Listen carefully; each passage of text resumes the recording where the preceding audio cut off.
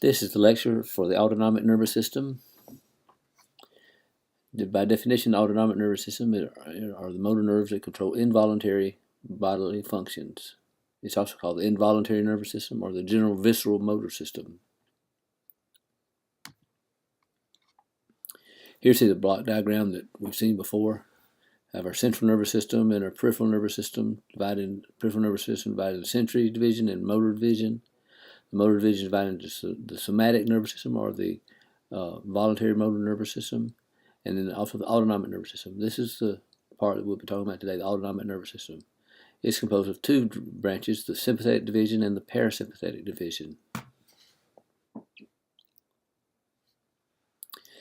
Just to compare, a somatic nervous system innervates skeletal muscles and is under voluntary control. Autonomic nervous system innervates cardiac muscles, smooth muscles, and glands, and it's involuntary. In other words, you don't have to consciously think about making these muscles and glands contract or secrete. In the somatic nervous system, the cell bodies in the spinal cord is in the central nervous system of the spinal cord and sends out a thick myelinated axon down the spinal nerve and directly innervates the skeletal muscle. So basically, there's one cell body and one axon going from the spinal cord down to the muscle. In the autonomic nervous system, there's a two neuron chain. There's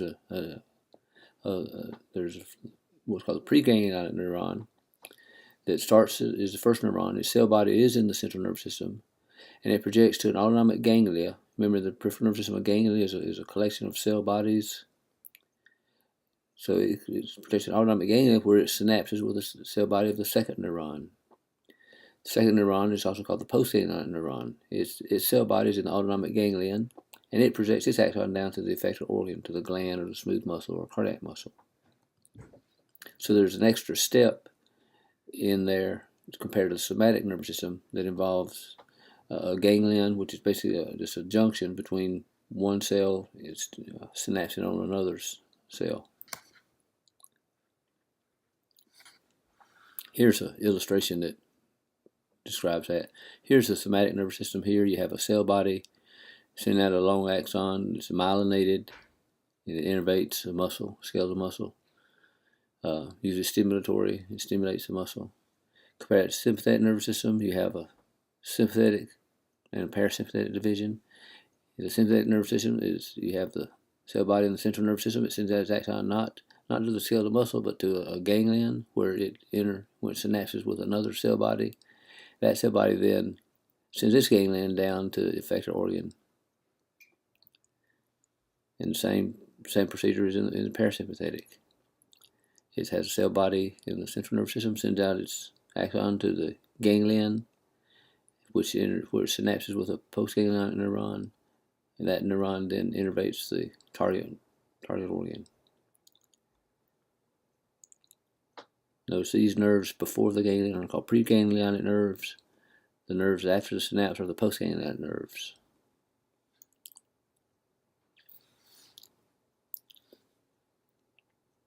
So I mentioned there's two arms of the autonomic nervous system. There's the parasympathetic division and the sympathetic division. The parasympathetic division promotes maintenance function and it conserves energy, whereas the sympathetic division mobilizes the body during activity. And many organs are innervated by both the sympathetic and the parasympathetic division. They have dual innervation. Let's look at the sympathetic activity first. This is what mobilizes the body during activity. This is called the fight or flight reflex, or fight or flight system. Exercise, excitement, emergency, embarrassment, physical activity activates the sympathetic nervous system, and it causes a series of effects that would go along with a fight or flight. If you're in a situation where you're going to have to fight or flight, you want to have increased heart rate, your mouth gets dry, you get cold, sweaty skin, your pupils dilate. Because if you're going to run, you want your pupils dilated so you can let all the light in to see where you're going. Sympathetic is more complicated and innervates more organs than the parasympathetic nervous system. Some structures are innervated only by the sympathetic nervous system, like sweat glands, the retrapillary muscles of the hair follicles, smooth muscles of all muscles. So only innervated by the sympathetic nervous system. Remember on the slide before this, we talked about dual innervation. most visceral organs have dual innervation. So the organ like the heart, the lungs, the stomach, the intestines have dual innervation. But sweat glands, erector pili muscles, and smooth muscles of blood vessels are not dual innervated. They are only innervated by sympathetic nervous system.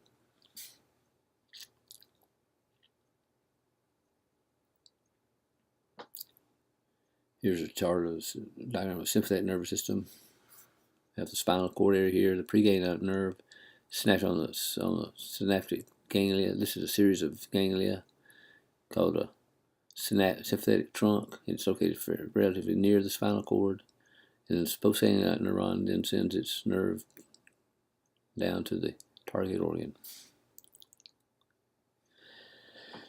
Now the role of the parasympathetic division is to keep the body energy as low as possible to carry out maintenance activities. This directs digestion, diuresis, and defecation. This is referred to as the rest and digest system. So after you relax and reading after a meal, that's the parasympathetic nervous system at work. In this case, the blood pressure goes low, the heart rate lowers, the respiratory rate lowers, but the GI tract increases. Again, this is rest and digest. For digestion to occur, you have to have the GI tract active. But that makes sense. You don't want the GI tract active when you're running a marathon. That'd be inconvenient. Parasympathetic also constricts the pupils and accommodates the lens for close vision. So you think it's this person sitting down, resting, reading a book, relaxing after they've run from a fight.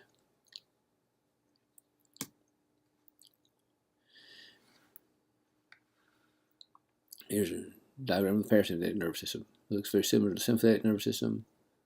You have ganglion, postganglionic nerves, preganglionic nerves, and postganglionic nerves here. Here's a chart that just shows some of the effects of the sympathetic versus parasympathetic for pupils. Sympathetic dilates, parasympathetic constricts. And the way I look at it is, think of sympathetic as fight or flight. You're either in a fight or you're running from something. So what is going to make you a better runner or a better fighter? When it comes to pupils, you want your pupils dilated to let more light in, so you would see. Peripheral vision is going to increase. Your sensory awareness is going to increase. You'll be able to see obstacles as they come to you, or when you're running, you'll be able to see obstacles, avoid tripping over them. So fight or flight would dilate the pupils. The salivary glands are inhibited during sympathetic nervous system. That's why you get dry mouth when you get nervous and want to have public speaking. Your mouth gets dry. Whereas the parasympathetic, the salivary glands are stimulated. That's because it's rest and digest. Its digestion takes place during the parasympathetic nerve control. So the salivary glands are stimulated to secrete. The GI tract mobility increases. The stomach starts to growl. The intestine starts to mobilize. All that happens during the parasympathetic phase.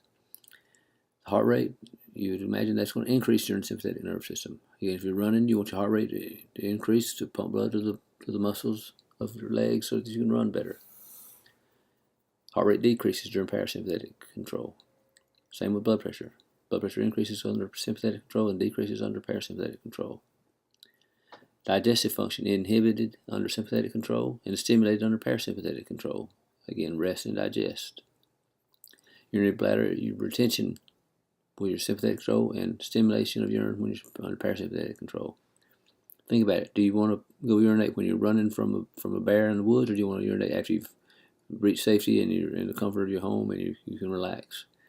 So urinary retention is urinary retention is there as a result of sympathetic influence.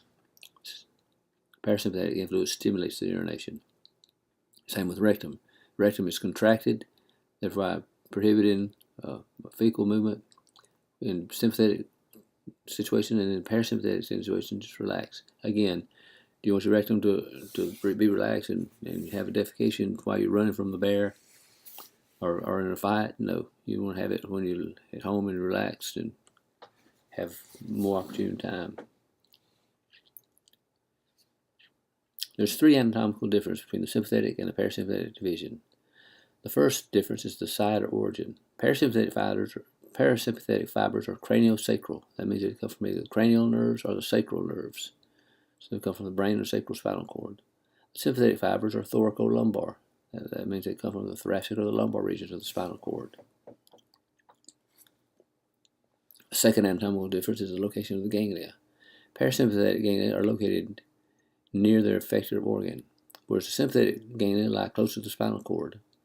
You saw in that picture of a sympathetic, I'll back it up a few slides. See this picture of the sympathetic nervous chain? This is fairly close to the spinal cord, so the preganglion neuron is short because the ganglion of the sympathetic ganglion is close to the spinal cord. The postganglionic nerve is longer because it has further distance to travel to get to the end organ.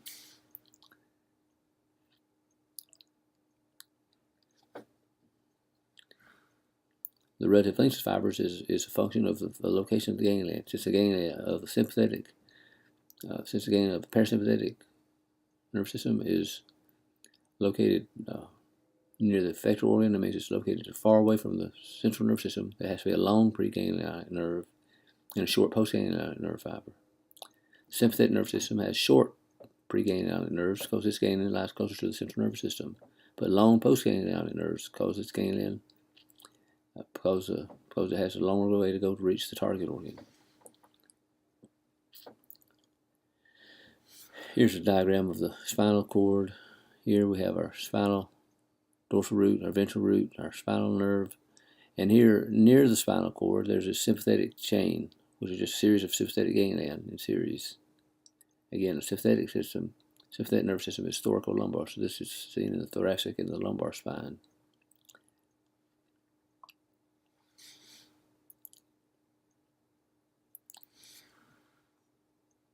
This illustrates those anatomical differences. Parasympathetic is cranial, sacral. See, there's no cranial nerves that come from the cervical, thoracic, or lumbar spine. Whereas the sympathetic nerve, all the sympathetic fibers come from the thoracic and lumbar spine.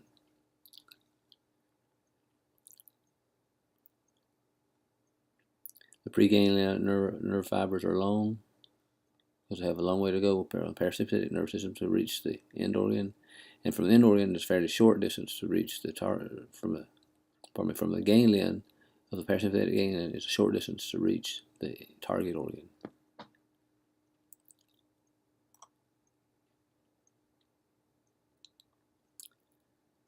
Like I said, I don't want to make it sound more confusing than it is. In the parasympathetic nerve system, the ganglion is located near the target organ.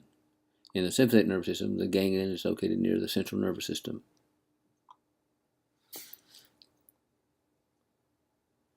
Here's some examples of specific parasympathetic nerves. The oculomotor nerve. Remember, the oculomotor nerve controls the extraocular muscles, 4 out of the 6 extraocular muscles. There are also some preganglionic nerve fibers that control the pupils to constriction and lenses to focus. These are parasympathetic controlled, and they run to the oculomotor nerve, cranial nerve number 3. There's parasympathetic nerve fibers that run with the facial nerve to stimulate the lacrimal glands, the submandibular salivary gland, and the sublingual salivary gland. And these are parasympathetic nerves innervating salivary glands, which stimulate the salivary gland during the rest and digest phase. The glossopharyngeal nerve, cranial nerve 9, stimulates the parotid salivary glands, so you can have a stimulation of salivary glands during parasympathetic control. The vagus nerve is cranial nerve number 10. It accounts for 90%, approximately 90% of all the preganglionic parasympathetic nerve fibers in the body. It's a very major contributor to the parasympathetic nerve supply throughout the body. This serves all of the thoracic and abdominal viscera. Remember, viscera are the internal organs like the stomach, the pancreas, the liver, the intestines, the colon.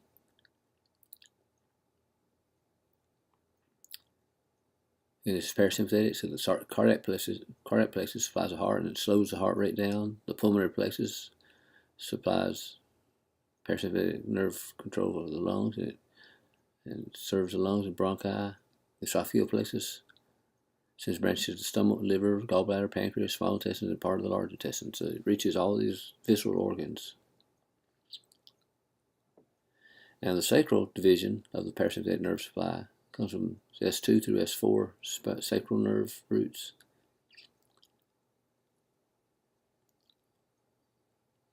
The ganglia of these parasympathetic nerves are located in the pelvic floor, or they may be located in the walls of the distal half of the urinary intestine, of the large intestine, the urinary bladder, the ureters, or reproductive organs.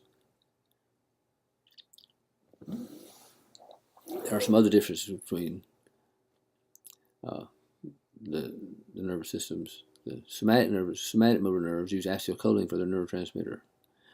Remember when we studied the neuromuscular junction, when we studied muscle and nerves, and acetylcholine was the neurotransmitter that transmitted from the motor nerves to the motor nerves to the muscle cell.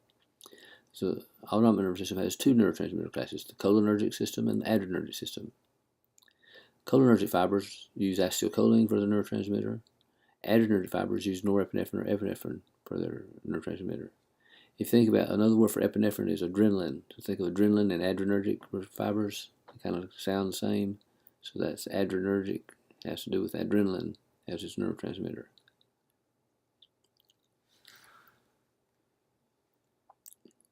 The acetylcholine fibers are present in all preganglionic axons and all parasympathetic postganglionic axons, whereas the adrenergic fibers that use epinephrine and norepinephrine are found in almost all sympathetic postganglionic axons except those of the sweat glands. Here in this picture you see acetylcholine is used for a somatic nerve system to connect the nerve to the muscle.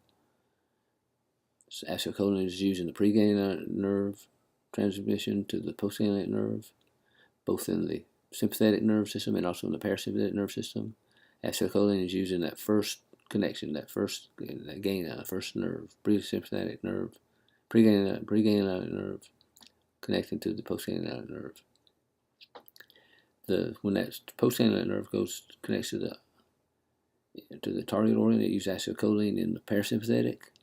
But in the sympathetic nerve system, it uses norepinephrine or the adrenergic receptors.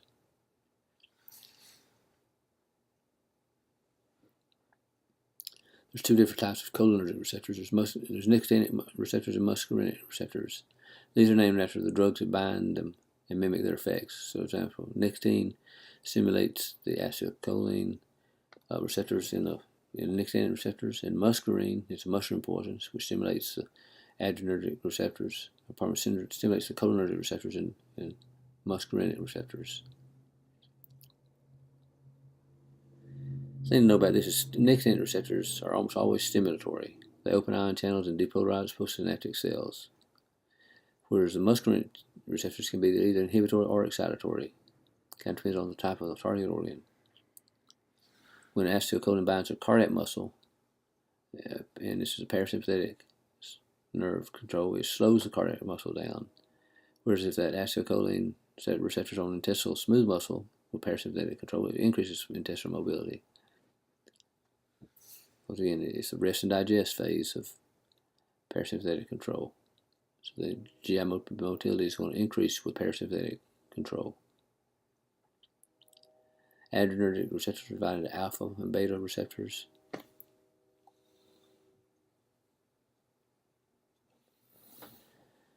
The effect of these depends on which subclass of receptor predominates the target organ. Norepinephrine binds the cardiac muscle. Beta-1 receptors cause an increase in heart rate, whereas epinephrine causes bronchial relaxation when they bind to beta-2 receptors. So the heart has beta-1 receptors, so that when norepinephrine binds to the heart, it increases the heart rate. But the lungs have beta-2 receptors, so that when norepinephrine binds to those beta-2 receptors in the lungs, it causes bronchial relaxation. That allows you to get more airflow through the lungs and also increases the heart rate. Both of those are desirable effects with sympathetic control of the nervous system.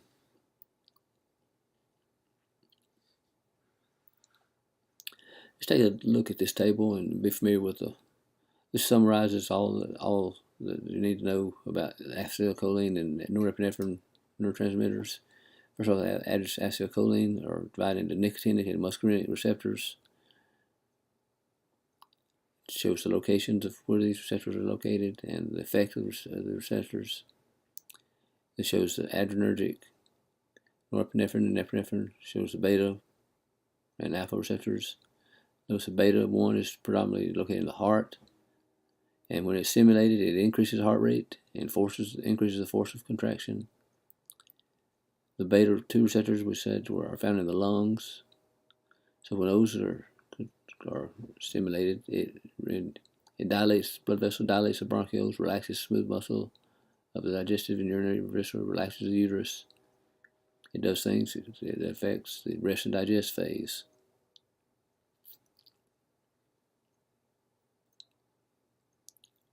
The alpha-1 receptor is seen in virtually all sympathetic target organs, especially blood vessels serving the skin, mucosa, abdominal viscera, kidneys, and salivary glands. So when it contracts, it's going to constrict the blood vessels and visceral organs. Sphincter is going to dilate the pupils of the eyes, give you a good sympathetic nerve response.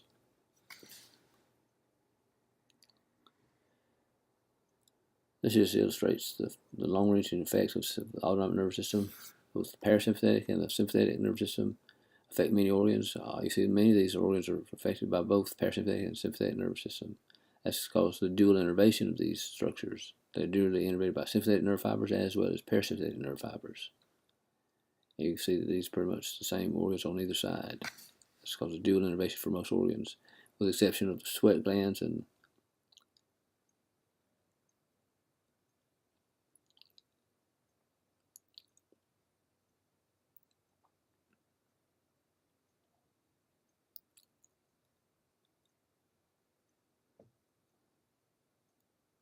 this summarizes the effects of the parasympathetic and sympathetic nervous systems on different target organs. Again, if you use the analogy of fight or flight, when you look at sympathetic effects, what you want eye in fight or flight, you want the pupils dilated to let more light in. You want these glands, these gastric glands, you want them constricted or inhibited during sympathetic control, but under parasympathetic control, you want them stimulated because of the rest and digest phase. You want salivary glands to stimulate during parasympathetic activity, but not during sympathetic activity. You want the heart rate to decrease during parasympathetic activity, but you want it to increase during sympathetic activity. So you go through each of these and you figure out the response based on what you would like to have happen during a rest and digest phase or during fight or flight. Those are some other organs, and same type as the last slide, just different organs and their responses to the parasympathetic and sympathetic nerve systems.